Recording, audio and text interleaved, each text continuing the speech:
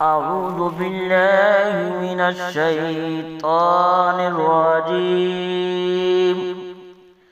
بسم الله الرحمن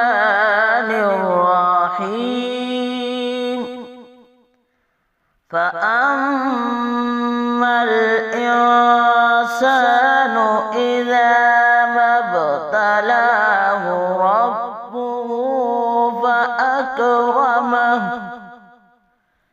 فأكرمه ونعمه فيقول ربي أكرمن.